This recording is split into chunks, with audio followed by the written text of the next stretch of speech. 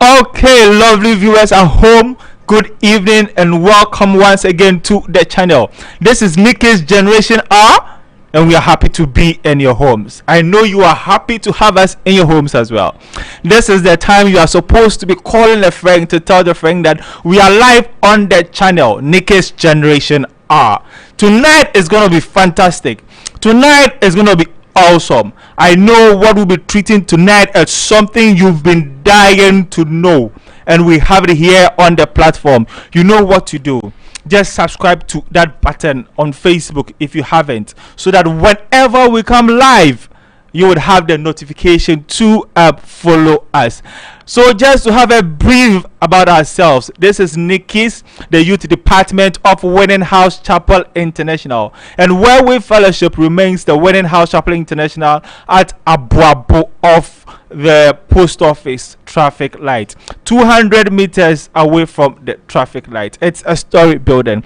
On Sundays we hold our major service between the hours of 10 and 12 p.m. It is just 2 hours.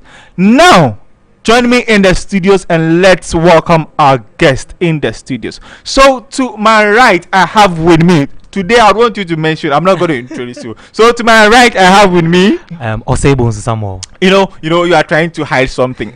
Give me the full description of your name, please. Let me have the full alphabetical construction of your human dignity, please. Okay, so my name is I don't even know what to say. Okay, so you viewers at home, you know what? I think I would have to do the name intro for them. So I have with me he's Pastor Samuel Osei Bonso, and then he's a general nurse with Menchia Hospital. And then to my immediate left, I also have with me Mr. Yao Frimpong. He's a biomedical scientist, and then he's with Okomfo Anochi, or better still, Komfo Anochi Teaching Hospital. Gentlemen, you are welcome into the studios. Thank you very much. Okay, so there's something I always do on my show. I'd always want to ask your journey to the studio, how it was. Any struggles, some miracles happening on the way. Okay, well, finally today, I think when we were coming, we ordered a boat. Okay, and okay. Then the first time, it was a Hyundai Elantra. Okay. So unusual. And the car was so nice. It was nice. The air conditioning and everything. We were relaxed. I even psyched us for today's show. For today's show. So we are sure that the car alone give us some vim. That favor. Yeah. So if you guys are home, if you are boat driver and you are watching us, you see what my guests are saying, it means that if you have a car, make sure that you give your passengers the best of ride. It would also help them or motivate them to give the best in their area of work or wherever they find themselves. Okay, Mr. Yao. Frimpong, let me add that one because somebody asked, how can you say Mr. Yao? So Mr. Frimpong, let me put it that way. Okay, like as my brother said, I really enjoyed the ride from the boat driver. Yeah, it was really an interesting journey. Yeah, since I reached here, and then the place here too is very nice. Yeah, I think you have a nice studio. Thank you. So viewers at home, you heard it all for yourself. So we'll be delving straight into the program or the topic for tonight. Well, we are discussing something which is very, very, very important. Today in our lives, people get married, and then immediately after that, they regret for marrying whoever they got themselves married to. Not because of anything, but sometimes it is as a result of the little things they neglect in their relationships. Tonight we'll be diving into an area which is the area of health. What we are discussing tonight is, if you are a couple or people who are planning to get married in future, what are some of the health concerns that you are supposed to address before you move on to the altar and then exchange that vow? That is what we are discussing tonight. Please stay glued whilst we move straight to our guest and then we digest the topic for tonight. If you haven't yet called a friend to join, please do call a friend. I would also expect your comments down there. Let me have your comments whilst we discuss so that I'll know you are with us. I would also be reading comments in the process. So let me move to the studio. Let me do a shot. Pastor Nasi. So we are looking at in the area of health. What is, or if a would-be couple would want to move to the altar and then say I do, what are some of the health concerns to be addressed by them before they move onto the altar? Okay, so if there is any couple watching us this evening, probably in the Winning House Chapel, the first thing I would want to tell the couples to look out when they are actually going for marriage is to look at their blood groups. Their blood groups. Yeah, blood groups. One of the major things, probably the first thing out, and treat them. Then from there they can look at probably their sickling tests. Then they can also look at for the lady, she can look at her breast and cervical cancer tests, and then the man too might also want to check if he has any problems with fertility.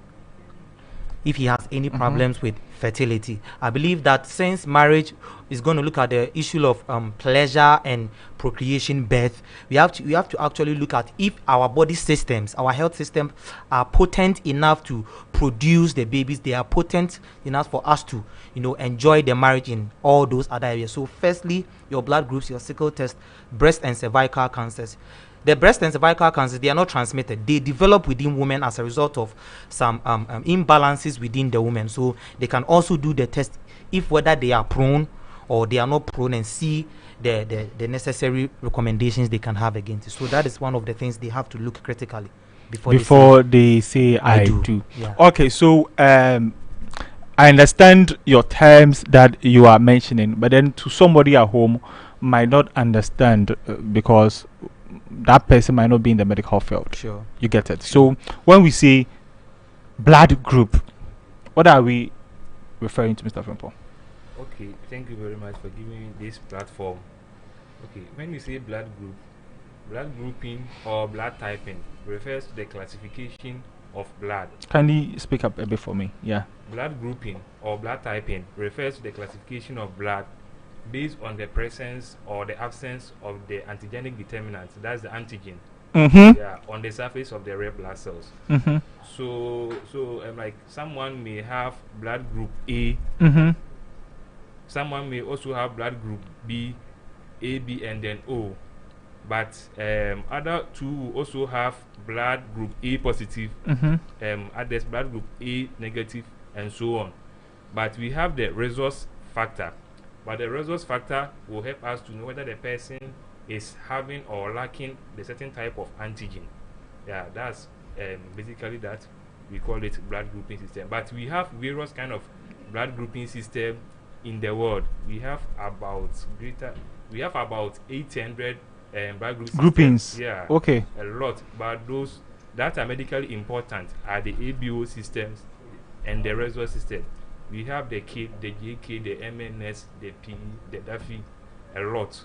But those that we are much interested is the ABO system and the resource system. The ABO system and then the resource system. Yes, please. System. Okay. So just as you mentioned the groupings and then give us the definition, can we look at the grouping? Can you give us the grouping? Okay. First of all, the ABO grouping system is a research conducted, and then it has been there since long. So now we believe that all the human beings or every person in this world might belong to any of these four groups I'm about to say. One, blood group A. Okay, blood group A. Blood group B. Blood group AB. And then blood group O. Oh, okay. Blood group A, blood group B, blood group AB, and blood group O. That is for the grouping system of the blood. Then we have the resource. Now the resource and the AB have to go together, because as my colleague said, we have the positive Now, when somebody is A positive, the A is the blood group. The positive or the negative on the blood is the resource. The resource factor. The resource factor. Okay. Yes. Okay. So now move on. Good. Let's So know what they are. Now, if somebody is having a blood group A, then the resource factor is something inherited. For example, if you marry, and let's say I have my mom was blood group A, my father was blood group B.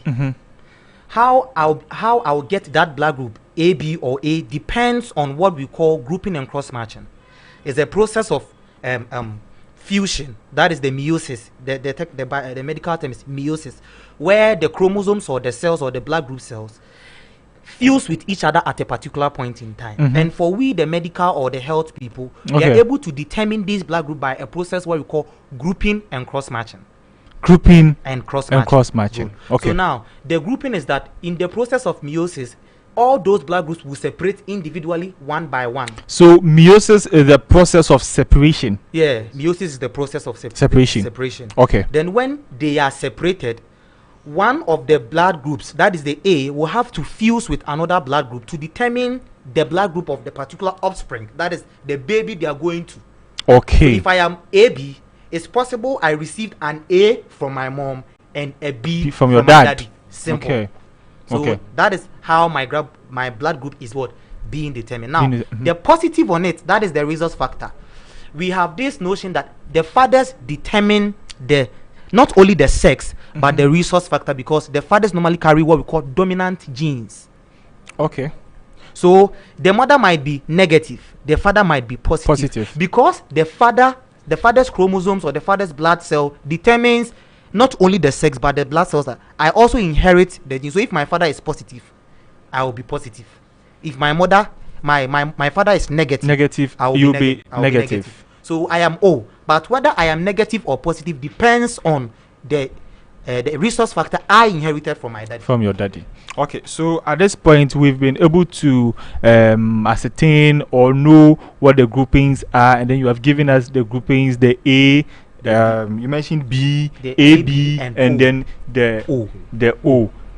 Somebody might be watching at home right now and then would be asking, so A, B, O, B, and so what? So let me throw that question to you, assuming I am that person at home and I'm asking you, and so what? Okay, so the blood group A people, they have what we call A antigen.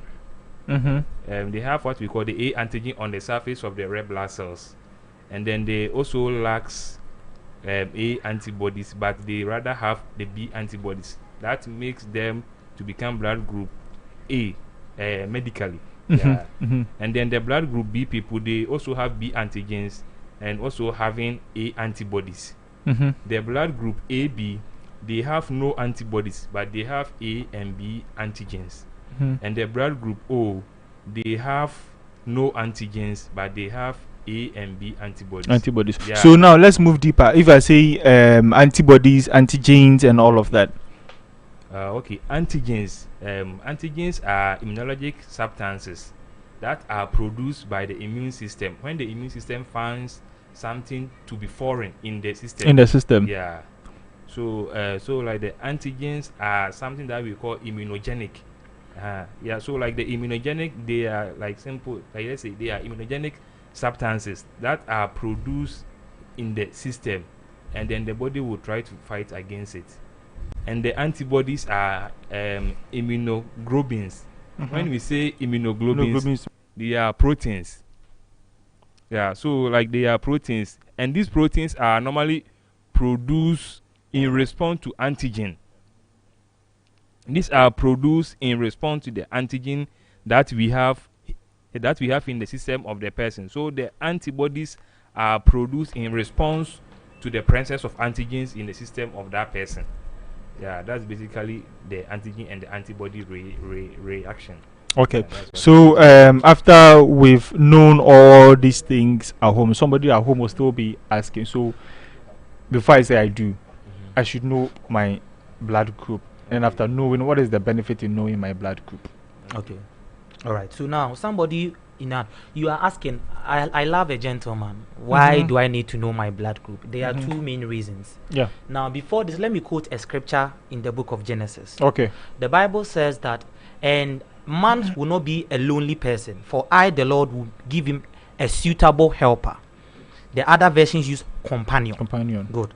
Now, we medical experts or we health experts believe that there's something called compatibility, where the spouse, both the male and the female, possess certain characteristics in them which makes them acceptable to be able to marry. So the first reason why you need to know your blood group is for the reason of compatibility. Are you Okay. compatible? It's not about how much you love him, how much you support him, but when it comes to health aspects, can he have something in him that can cure something in you? So, Pastor Nasi, just not to cut you, it means that just to use this as a passing comment, it means that as long as we remain humans, Human- male and female, Male and female. there's not any male and female beer that can just meet like that. No, that can just meet like that. Okay. Yes. I just needed to establish that point for Good. our viewers. Yes. Kindly proceed. So because of that reason, we need to know about compatibility. Now, there are two main areas of importance when it comes to compatibility. Compatibility, We're okay. looking at the birth, and we're looking at blood transfusion. There are so many times that people, maybe a husband or a wife, a guy or a lady goes to the hospital and the doctor will say his blood is very low. Low. We will need someone To donate. to donate blood, and then you go and check that he has married the person, but his blood is not compatible. That means that the husband cannot donate blood to the wife, but they are married. It is an error, because the Bible says that I will make you a suitable helper. So not a helper in emotions, not a helper in your finances, but even when it comes to these health related issues, something about your husband should be able to cure or help something about the wife. Also, you're looking at the birth. Now, if the people are not compatible, sometimes they can give birth to children who have defects, such as metabolism, such as the hemophilia, such as the thalassemia, such as even such as the sickling. Okay, some of them too, they can have mental retardation. Ain't it? For example, blasphemy, wabimpa, who was kuna who first. Now be a wife and so a very sharp, but mobile mubano. Now he's having a problem with the IQ. It is not a superstition.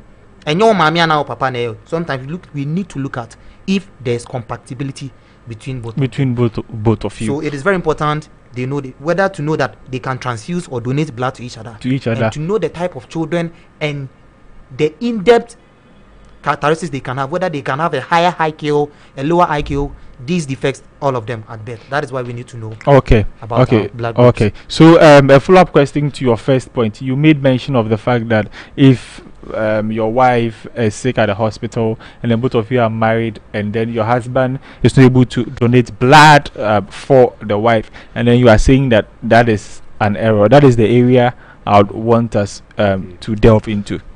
Is it really necessary that when I'm married to you, I should be able to donate blood to you? Does it really matter? Okay. I mean, it is sold. It is old. Yeah. It is sold, right? So does it really matter that I should be the one to be able to donate? Okay. But I think I understand your point. Yeah. Yeah. You know, like marriage doesn't necessarily mean that maybe you are going to transfuse blood for your partner. To your partner, exactly. But you know, I want to throw more light on what my brother just said. In medicine, we have this doctor. We call him Dr. Caroline Steiner. Okay. Yeah. So like Dr. Caroline Steiner brought the ABO blood grouping system. I think in 1665 there was first blood transfusion. Mm-hmm. That first blood transfusion, there was a transfusion between a young man and then a lamb. Yeah, that's a goat or something like that. So like the transfusion was unsuccessful. The person died. And then 1667, we have a doctor. He also transfused a person blood to another person blood, but the person was able to survive. But within a second of time, the person died. Also died. Okay. And then 1900, Dr. Caroline Steiner brought the immunological era into the existence, and also formed this rule that each species of an individual may have some common characteristics but that characteristics might be different from you and I. So like that was causing the some kind of hindrances. Yeah, that's why some people were dying through the blood transfusion. Transfusion. Okay. Okay. Yeah, and then I think it is also important to know your blood group before you marry, because maybe if the man is Rh positive, that has rhesus positive, and then the woman is rhesus negative. Negative. Okay. The possibility that they give birth, their unborn baby will become rhesus positive is high. So like the red blood cells of the baby will move across the placenta to enter the maternal circulation, and then the mother's body will discover the baby's red blood cells to be immunogenic. Or when you say immunogenic, is it foreign material? Yes, please. Okay. Yeah. So like the mother will try to produce antibody to fight against it. Okay. Which will lead to hemolysis. That's a like gradual destruction of red blood cells, and this can lead to jaundice, anemia, kernicterus, and the kernicterus refers to the buildup of blood and then bilirubin into the brain cells of the baby. Yeah, which will lead to mental retardation, like my brother said, and then a lot of neurological conditions. Conditions. Okay, so basically the point you are trying to drive at is, if you really would how do I put it, love your kids, your unborn kids, it means that you'd have to do all of these checks just for their sake. Yes, please. Just to put it in a nutshell. Okay, Pastor Nasi, in your introduction you made mention of sickle cell. Let me put it sickling. Let us have some details to that. All right. Okay. Now the sickle cell is a blood disorder where the shape of our red blood cell is being changed or is being altered. When you do electrophoresis, that is the study of red blood cells, you realize that the shape of our red blood cells is biconcave, round in shape. The roundness in shapes gives it the ability to bind oxygen and nutrients. So if the shape of the red blood cell is being shortened like a sickle, they have an instrument called sickle, like an S shape. Exactly. That means that half of the blood cell is gone. It means that it cannot carry the oxygen and it cannot carry the nutrients. Is it the total amount of oxygen that is supposed to carry? Yes. So because of that reason, the blood cells of the person have become sickled. So that's why we call him a sickle cell patient. It's because he's not having, most of his red blood cells are not like they're round. They have been changed. And because of that, it is affecting the person. So the person is always infected. He's prone to diseases. It's more or less like he's afraid of heights. Anything at all. He can even have seizures as a result of the red blood cell. That is the sickle cell. That is the sickle cell. The sickle cell. So as my brother said, when the bilirubin and all that hemolysis, that is the breakdown. The breakdown can even start to affect the baby, whereby instead of having full rounded shaped red blood cells, the baby can now begin to have sickle cell red blood cells, and it will become a disorder to the baby. The mom or the dad might not have it, even though it can be inherited, but because of these transfusion or the incompatibilities, it can even result. So it means that the dad could not have how do I put it? Sickle cell. Is it the sickle cell? Yeah. The mom may not have it, but then because the two of them are not compatible, it means that when they meet they could produce a baby with that kind of issue. Because I know exactly. So at this point, I know my viewers at home are just asking, so what are they sparing you people are talking about? So who would meet and then they can meet? I know people are asking, oh, somebody's at home, I am O positive, yeah, I want them to do the pairing. So viewers at home, I'm just asking your questions for you. So I will start with you. Just give us the ones that would be able to pair that are compactable. When a person I see, you would give us the ones that are not compactable. So let me start with Mr. Frimpong. In terms of the acetylene. Yes, exactly. Okay, so the acetylene trace, we have the AA, and then being the AA. Yeah, by the they are compactable. Yes. Okay. Yes, please. So like the AA people, we call them normal. Then we have the AS, the AS2, they are And then we have the SS. But the SS people, they are all sickless. And then we have the AC. But the AC, when you look it under the microscope, you will find it to be negative. But when you go into further studies, they are normal but carrier. So these are the 4 sickle traits that we have. So like maybe if a person is sickling maybe HbA, that is hemoglobin A, the person can marry a person. Hold on, no. So let me state that for our viewers at home, because some of them might have done the test, they've seen it on their results, and then they might not know what it means. So these are the groupings we have. We are looking at AA, AS, we're having an SS, and then AC. These are the 4 major groups that we have. Okay, so now let's look at the pairing. Okay, so so the pairing, those with AA, they are negative. We we normally report them to be negative because they do not contain any trace of sickling. Okay. So those are the ones you also term normal. Yes. Okay. Yes, normal. And then those people with normal, that is the AA, they can marry any person with the different trace. Yeah. Okay, so the AA can marry AS, can marry SS, and can also marry AC. Yes, please. Okay, but, so hold on. No, okay. I am I'm talking for my viewers, please. Okay. So they need to follow some of these things. That is your field, so you find it so easy to embrace. But then to somebody at home, it'll be very difficult to grasp and then flow with us. That is how come I am trying to delay the trenches. Okay. So viewers at home, you just heard it for yourself. We have the AA, we have the AC, we have SS, and then AS. Yes. And we are saying that the AA people are normal. Normal means that there's no trace of sickling with them. And the AA people, the normal people, can marry any of these groupings: AS, AC, SS. They can marry any of these groupings. So if you are watching with us and you are AA, it means you are free, you can marry. When you meet a person you like, you can marry, no shaking. Okay, please continue, Mr. Frimpo. So like I said, the AA can marry the other trace.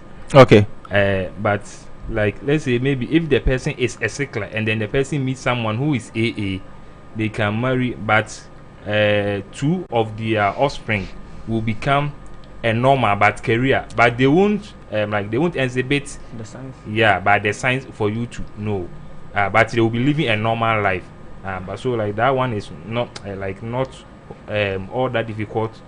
But are you referring to the AS?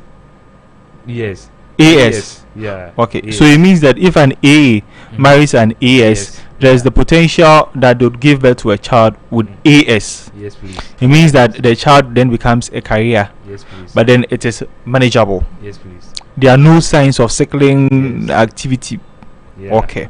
But let's say in a situation whereby an AS person marry an SS person, this is where it becomes a little bit problematic, because the AS I wanted you to pick the ones that are compatible for us, then Pastor C would pick those that are not comfortable, comparable or compatible. Let me use that word. Okay, so let's say the AA people can easily match with the AS, and then the AA2 also can match with the AC, and then the AS2 can match with the AC2. Yeah. So now let's do it again. AA can pick all.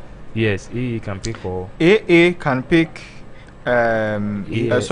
AS can also pick who? AS can also pick the AC. Yeah. AC. Yes. Okay. Is that all? Yeah, I said the AA can pick all. In general. Yes. Yeah. Yes. And then the AS can also pick AC. Pick the AC. AC. So that will be all. So now let me ask a question here. When you look at AS and then the AC, from your earlier definition for the AC, it means that they are considered to be normal, but then they are carriers. Yes. I don't know if it's carrier in little quantity or in bigger quantity, but then they are just carriers. Is that not dangerous? What if the babies become SC? Do we even have anything like SC? We have the SC2. We have the SC2.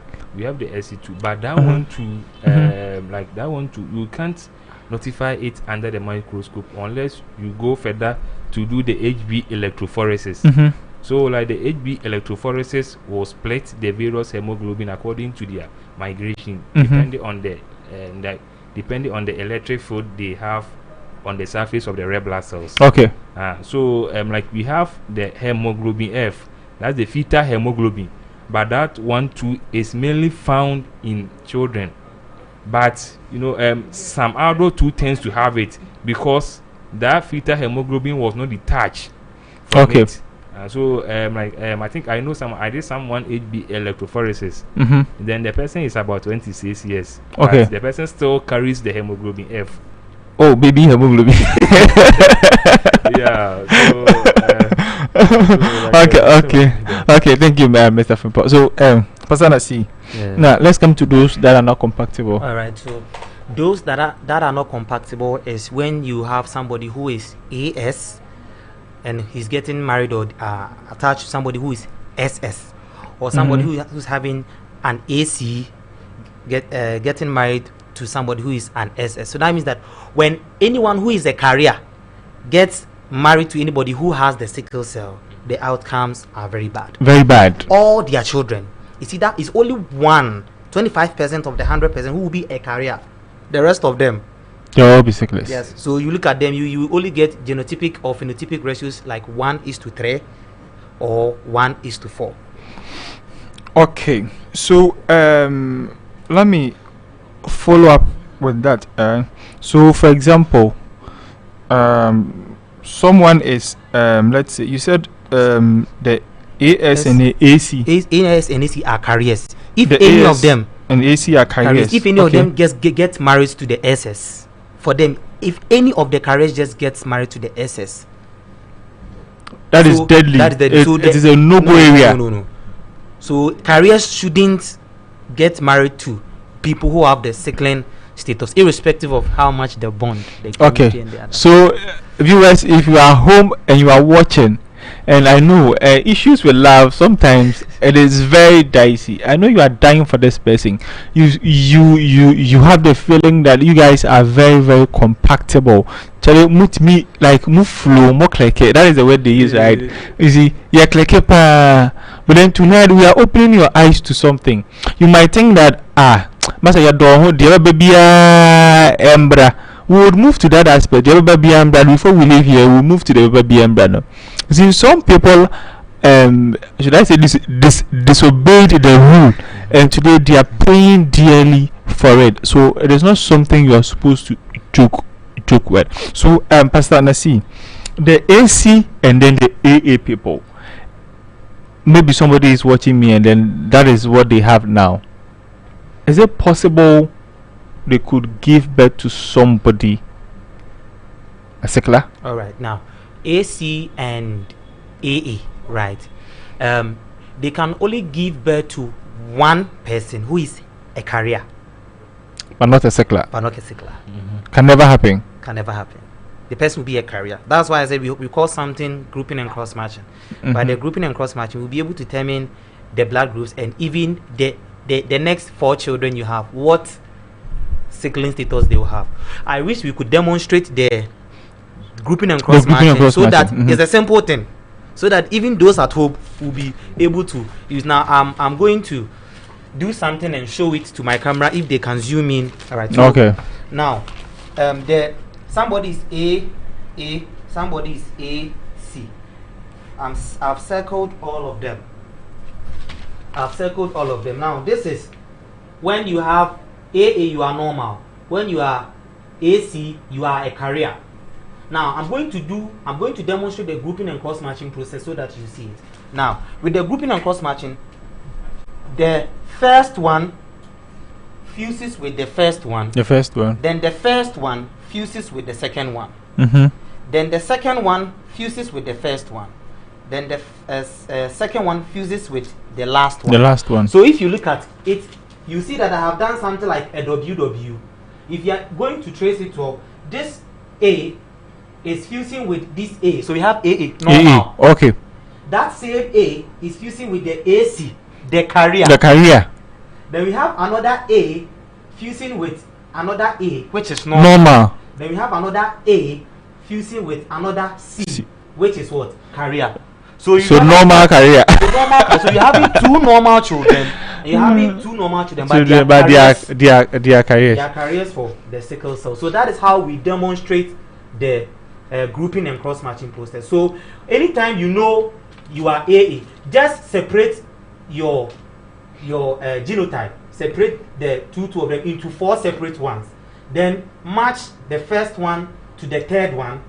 Match the first one to the fourth one. Match the second one to the third one, and match the second one to the fourth one. So it's first to third, first to fourth, second to third, second to fourth. Then you'll be able to determine whether you are having all normal children or careers children. I believe my viewers will be able to. Yes.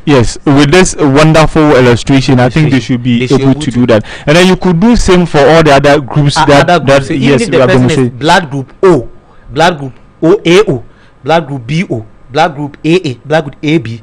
When you do the same, you split it like that. You can use this same process to determine the blood groups of your next four children. Exactly. So viewers at home, this is enough education, and this is where you cannot miss out. If at this point you have not subscribed, it is a time to hit the subscribe button so that whenever we are live, you'll be able to join us in the program. Okay, so let me come back to Mr. Frimpong. So I was asking, but then let me jump that one. The challenges that comes afterwards when you ignore some of these vital things you are supposed to do before you say I do, and then move on to, in your earlier remarks, you also made mention of, is it breast and then cervical, the cervical cancer. You should be able to test those ones as well. Me baba why na breast and cervical the issue still remains. Even if we test and then you don't have it, you might develop it along the way. So why should I go and do it before I get, or before I say I do? We are quick to ignore that. Even though we might develop it, but some of them might even develop it whilst they are in the period they can still enjoy sex and even probably have children. So you have a breast cancer, you have detected breast cancer. How are you going to breastfeed your child? The feeding of your child is very important. So, but today we have all this. We have the nuns, we have the SMAs, we have the lactogens, and all of that. We have all of that. When you also do pediatric nutrition, you realize that we have complementary feeding and supplementary feeding. Okay. So what is complementary? Where the complementary feeding is that for the first 6 months, your baby should be on breast milk. Solely on breast milk. It is because of one or two things. That is why they have changed the order. But solely on breast milk. Because for the first 6 months, the only digestible substance that the child will be able to digest and have nutrients from is the breast milk. And not the non and then not so after 6 months getting to 9 months, then you can give supplementary foods. That is what we call weaning. Is a term. So when you begin to wean the child, that means that you are now introducing foreign foods, natural. So what we call the artificial food. That's where the SMAs, all of them, in. Yeah, and we have a whole lot of significant importance of the breastfeeding, the bonding. Are you getting me? Yeah, the bonding and a whole lot of stuff. So your baby should be breastfed for the first 6 months. It's complementary. It is what has been accepted. So now you have gotten married, along the line you are pregnant and you realize that you have breast cancer. You can even do supplementary feeding, but how your child will grow exactly. Your child's developmental milestone. When we call something developmental milestone. Okay. The periods and the stages they grow through, how they respond to life. Okay. Major part of it depends on how they feed. So it means that if the feeding is not done right, it means there will be issues. Let me be funny to make a comment that if you introduce your child to foreign foods earlier,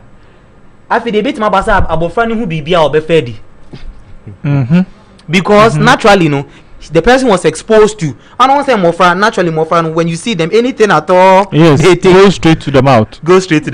But it will shock you to know there are some other babies. The more they latch onto the breast of their mom and drink the breast milk, they are so much connected to the so anything that does not taste or seems like breast milk is not food for it's them. not food for them. So that is one of the basic reasons why you need to. So To be able the to breast do that cancer test. is very much Very important. much important. The, the cervical cancer too. Okay, so let me throw the cervical question to Mr. Frimpong. Why do we have to go and check it? Then you go then the gynecologist.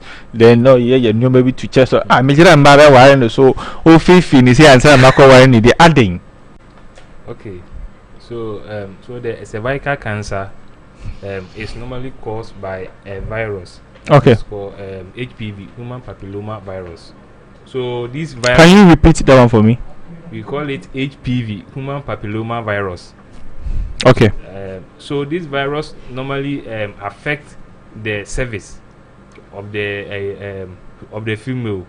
So you know, like this cervix also plays an important role in the reproductive system of the female.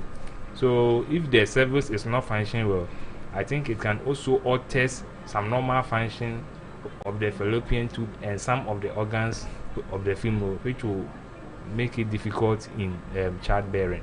So I think it is very essential and very salient to check all these kind of tests before one say I do. You say I do. Okay, so viewers at home, if you are watching us, this is a point I would want to give a chalk to. Someone might not see the essence why I should go for this cancer test, then the cervical or the cervical cancer test, and then all of that. But I believe that with the explanations I am getting from my panel members or from my guests, you are being enlightened.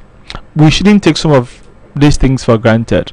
If you are entering into it and you know that definitely you would want to have a family, therefore you want to have babies, let me put it that way, then some of these things, they are very essential and then very necessary that they are done before you say I do.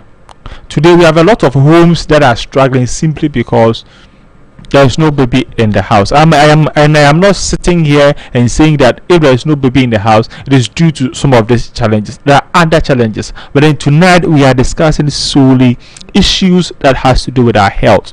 That is the angle we are going. We need to take note of that. So it is solely and then very important that all these checks are done and done right before you proceed to say I do. I believe that when it is done and then you are aware that something like this is there and you still agree that you want to go ahead and then do it, it gives you the peace of mind because you know there's something you have actually gone to bargain for. But when it comes, it is unforeseen. It comes as a shock to you. That is where it brings or comes along with all those baggage of issues and challenges. If you are watching us at home, this is Nikki's Generation R, and our phone lines are open. I believe you have heard a lot, and then you would also want to make your contributions. The number is 02088333023. 02088333023. You could call in, and then if there's anything you'd want us address for you lay it on the table and let's do that. If there's any additions you'd want to make, please do so. They are welcome. Okay, so now let me move back to the studio. Person C, you made mention of fertility, so it means that there's a test called fertility test. Throw more light on that. All right. The fertility tests, we are looking at basically your female reproductive system, your fallopian tubes, and then your ovaries, and all of those things. Those tests, we don't really have specific diagnosis that we do for them. But if the person, as my brothers, if the person is having something like the cervical cancer, then that means that that human papilloma virus can now eat from the cervical cancer to the womb, to the fallopian tube, and then to the fallopian tube and destroy all those parts.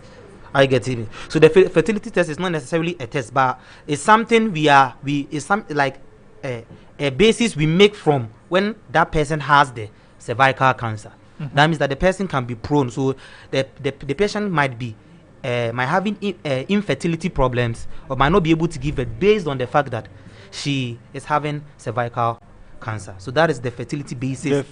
first. Okay. So having said that, somebody could also come back and then what ask the question, what causes it? What causes the fertility? The cervical cancer. Is there any treat that you know that this is something you do that leads to that? Do we have any any warning signs or things you do? All that right. So if you are looking at cervical cancer, you might not know you have cervical cancer, but what you are supposed to look at is one. We are looking at the pain during sex. Pain during sex. We can have a whole lot of things that can cause cervical cancer, but anytime you have sex, you feel pains. You might be alert that you might be having cervical cancer. Anytime you have a discharge from your vagina or from your female reproductive system, you might be alert you might have cervical cancer. Anytime you bleed, it's not your period it's not time for you to have your menses, but you are bleeding. It can be a sign of you having cervical cancer. Yeah. And anytime too that you have painful sensations even when you urinate, it can be a sign of cervical cancer. Yeah. So anytime it's like you are having a discharge, you are feeling pains, you are bleeding, having a discharge, feeling pains, you are bleeding, then you should be alert. These are the signs. The signs when you are having pain at your vaginal area. You are having sex, but instead of you to enjoy it, you are rather having pains. Yes. All the hormones have been released to make the place slippery, but still you are having pains. Then you should be alert that okay. You are bleeding. It's not yet for. So let me be quick to put this one out there. It doesn't mean that if you're having pain, that's what he's saying. That if when you have sex and then you have pains, it means that you are going to get cervical cancer. No, that is not what we are saying. What we are saying is that these are some of the signs. So when you have or when you start having some of these signs, you go and then you check. That is all we are saying. You can't say, by this time we will no, that's not what we are saying. There could be other factors, but we are saying that these are some of the signs that shows that yes, it could be cervical cancer. So having said that, I'd want us to move to the part where, what if somebody decides not to follow all of these things? We are Christians. And we know our God. He does all things. Our God can do everything you ask him to do. So why should I go and be doing all of these things? God, we commit ourselves into your hands. If there's anything, please heal us. Show us a miracle. We are doing that in faith. Okay.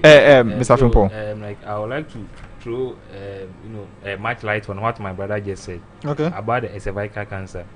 The person might also have some bad smelling odor.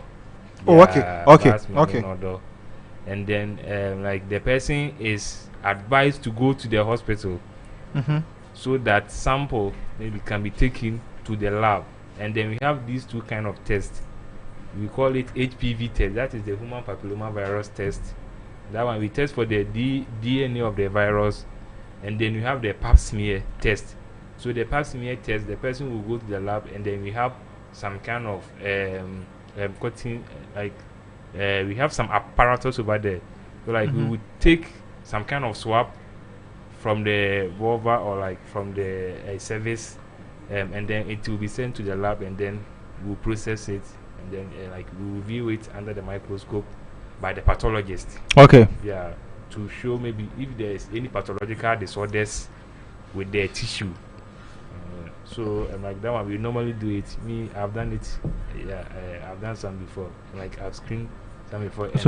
Yeah, then the pathologist will have a look and then interpret it, whether maybe the person is having the cancer or not. And so that's what we normally do.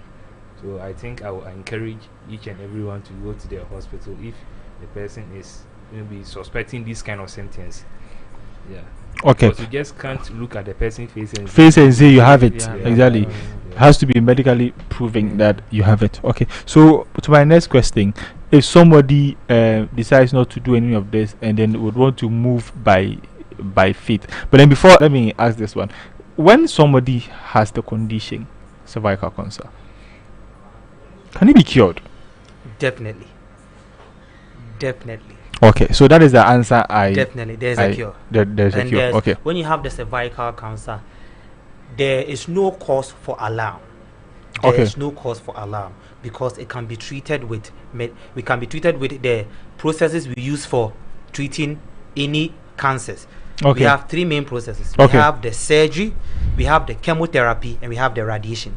Okay. So, if it is radiation or if it's chemotherapy, we can give you very strong drugs that can help you fight against the virus. Now, the reason why I'm saying that it is not a cause for alarm because cancers are classified into two: benign and malignant. Okay. The benign, they are temporal. Okay. So it means that when you say they are temporal, it means that they will be able to go on their own. Even the body system can fight against. Okay. They don't give pressure. They don't place any level of anxieties or anything. Okay. But when it becomes malignant means that they are dangerous. They progress. Okay. The progression is a term called metastasis. That means that they progress from one state to the other.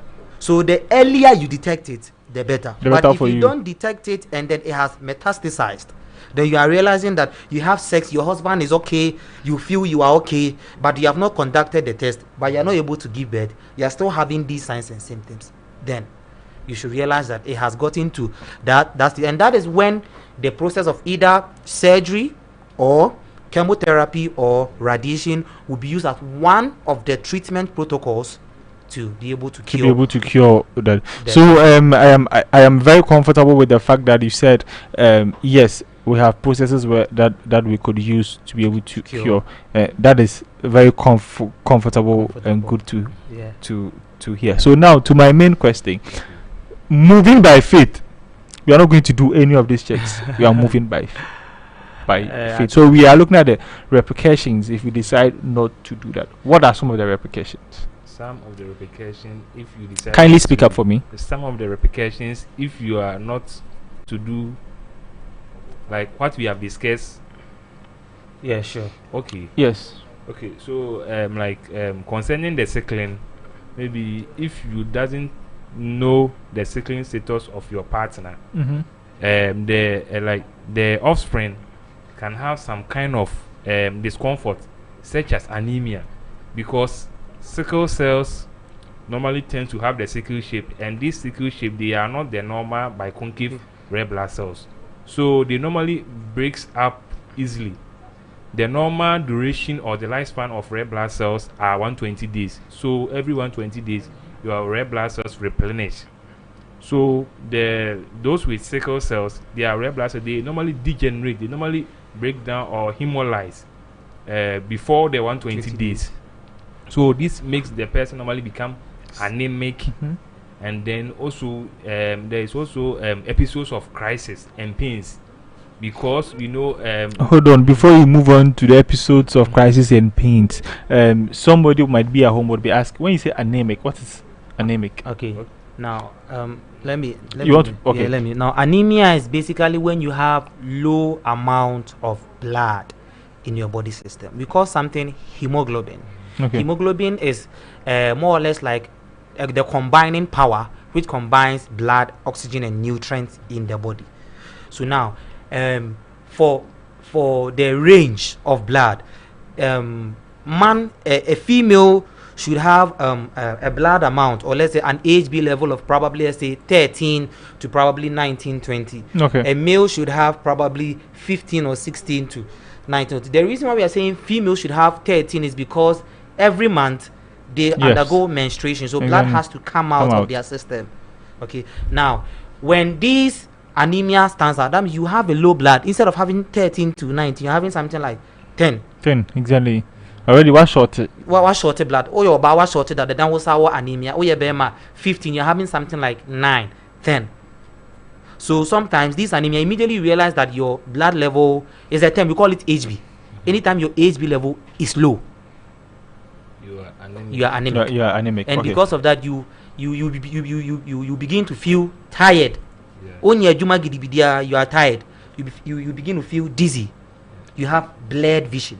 Okay. When you brew malice, lethargy, you take a walk 1, 2, 3, 4. No, I bet. What bread? Okay. Okay. Thank you, Pastor Nasi. So kindly proceed. Yeah. So so the anemia, like we have this range.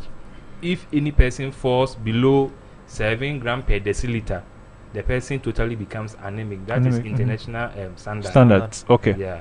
So if anyone falls below 7 grams per deciliter, the person becomes anemic.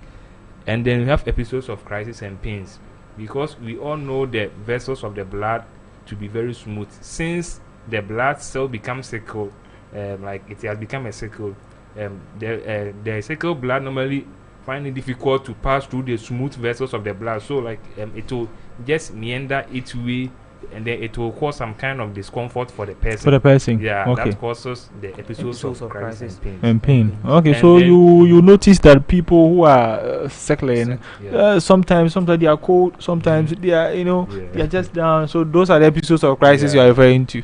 Okay. And then we also have vision impaired, like my brother said. The sickle cell will also normally goes to dislodge the small vessels of the retina, the eye. Yeah, so which will impair blood flows to the eye. And then we also those with sickle cell, they also tend to have some kind of infections, since there is continuous degeneration or hemolysis of the red blood cells. The spleen tends to compensate or tends to work more to replenish the lost blood, so it will makes the spleen to overwork, which will put more tension or more pressure on the spleen, which will normally cause some kind of discomfort and also pneumonia for the person. So these are some of the things that normally causes, and then and it can also cause. So it means that basically, if you are ignoring all of these tests, these are the things you should be prepared that you'd be facing. Yeah, Pastor Nasi. So moving away from the medical aspect of the effects of you ignoring that, let's come to a practical aspect. Probably now you would have to spend more time with your spouse whenever he's in his crisis. Sure. Exactly, because probably you would need time to do something better, but then because you said because of love, now the person is in crisis and you are supposed to be at home and then check out for the baby. Maybe always school, so let's come a bit practical. All right. So anytime there's insecurity in the family. Insecurity in the family. Anytime a child is having probably being sickle cell or anything, when the child is out and the daddy or the mommy is not there, there is fear. There is fear. 2, you waste time on medical bills. Exactly. Because anytime you have to rush the person to the hospital, blood oxygen. Anytime, especially when it becomes extreme, and especially when we are in cold areas, seasons and all of that. Cold seasons. Already our blood system, when they are biconcave in nature, they carry oxygen. Oxygen is when respiration takes place, it produces heat as an energy, which also helps the body to be kept warm, apart from our heat senses. So anytime your blood cells are weak and a sickle cell, that oxygen alone, it cannot even be produced as an energy too. It will only be needed to supply smaller energy. Yeah. Okay. And you as a Hana, what's seizures, episodes of like some strange things. As a Hana mostly those are the people. Yeah. And anytime she has sexual excitement or gets into a certain peak of orgasm, bit mature and also bit mature. Yes, orgasm no so China holiday. Orgasm no so China holiday. So I mean, it's funny, but people like that they say orgasm. So it's very dangerous. It's funny, but some of the exactly. Some why no sickle cells are on exactly. Then she'll be doing all sex position and stuff, trying to feel or sense the highest peak of orgasm. Exactly. And immediately you get that, your body should be able to give you energy to restrain it. But when you don't have that, even not just restrain, to sustain. to sustain, to sustain. But when you don't have that energy, yeah, then you realize that your neurons are also weak. Your neurons are also weak because the more your vessels, the blood to, we also have blood that gets to the neurons to help them send information. Okay. It will do our cap. Ultimately, okay. It becomes another problem. Okay. And any time to when there's an insecurity, it can lead to lack of financial constraints. The woman is working hard, the man is working hard, but they have not been able to even do an investment. They are investing all their monies into their children, sickness, all of that sickness, and it's very deadly. Very deadly, exactly. Very so deadly. viewers at home, you've heard it all for yourself. The line is still opened. We have barely a minute or two to just close, so please, if you would want to call in, please do so now. So the number is 02088 33023 02088 33023. So let me pick your final comments and then we're out of here. So Mr. Frimpong, okay, so your final comment. Okay, so I would like to urge each and everyone to take what we have just said into consideration, because when it comes to health, we don't have to downplay anything. We have to take everything into consideration, because like I said, according to Dr. Caroline Steiner, I like stating the rules because it makes medicine very interesting. Dr. Caroline Steiner said each and every one species is made up of same substances, but that substances might be different from you and I. So I'm like, maybe if I'm coming to marry you and then maybe I don't know much information about you, that thing might become incompatible when we marry. So I think there should be a further studies to know more about the two parties, so that when anything happens, we will know our whereabouts. So that is what I can tell each and everyone to protect our offspring from any problems. Yeah. Okay, thank you, Mr. Fimpo. Okay, basically, I like to quote a scripture. The Bible says that Paul said something. He says that I pray that thy spirit, thy soul, and thy body will be preserved at the coming of the Lord. So we are looking at working on our faith. We are praying. We are looking at how our soul and spirit is being mastered. But we need to take extra careful. Just recently, I lost a brother. And it's so painful to know that we used to pray, we used to study the word of God, but because he didn't consider his health aspect, the reason why probably the Lord called him, or the reason why he passed away, was because he had an ailment which was complicated. So you can be a strong Christian, you can do all the faith dimensions, but if you don't also consider these things, and even in your marriage, you will never enjoy marriage as how God has purposed.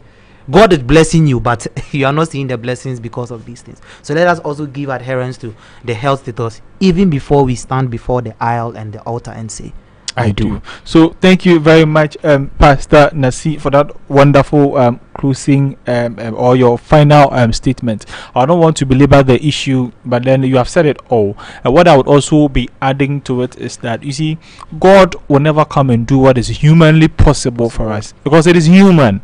God will only do what is impossible. That is what God does. He also said in the Bible, let me also quote, he said that lack of knowledge, my people would perish. There's not everything that has to do with faith. There are certain things God has given you that authority over. It lies within your domain. Take charge of it and then work with it. Viewers at home, this is where we'll be drawing our curtains on tonight's show. This has been Nikki's Generation Hour, and I still remain your host, Samuel Oshre. God bless you and have a wonderful evening. Shalom. Peace.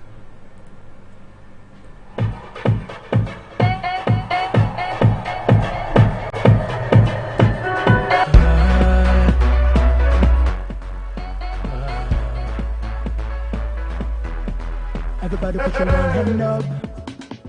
If you know, say you know defeat. I'm a winner. Put your one hand up.